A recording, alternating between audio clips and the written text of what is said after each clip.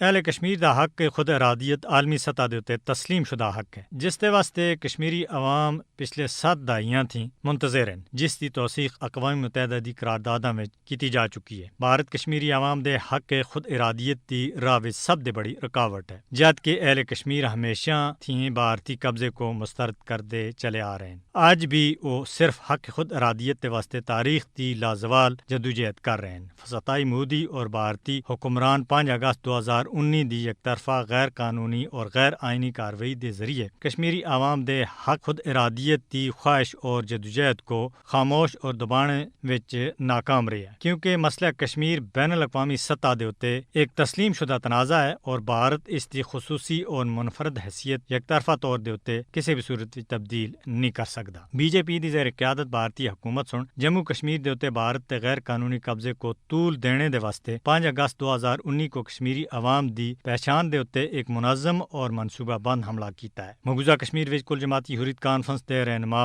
بارہ یہ گل زور دے کے کہہ چکے ہیں کہ جنوبی ایشیا وچ امن اور استحکام اقوام متحدہ دی قرارداداں دے مطابق مسئلہ کشمیر دے تصفیے منسلک ہے۔ مقبوضہ جموں کشمیر وچ آبادیاتی تناسب اور جغرافیائی حیت کو تبدیل کرنے دے مضمون بھارتی منصوبہ دی کشمیری عوام ہر سطح دے اتے مزاحمت جاری رکھ سن۔ بھارت سن جموں کشمیر دی خصوصی حیثیت منسوخ کر کے تمام بین الاقوامی اصولوں کو پامال کیتا ہے، لہذا عالمی برادری کو 5 اگست 2019 دے غیر آئینی فیصلے کو واپس کرنے دے واسطے بھارت تے اتے دباؤ بڑھنا چاہیے۔ اقوام متحدہ کو کشمیری عوام دے منظور شدہ حق خود ارادیت دے حوالے تھیں اپنی ذمہ داریاں پوری کرنا ہو سی، تاکہ کشمیری عوام بھی بھارتی مظالم تھے چھٹکارا حاصل کر کے سکھ اور چین دی زندگی بسر کر سکن۔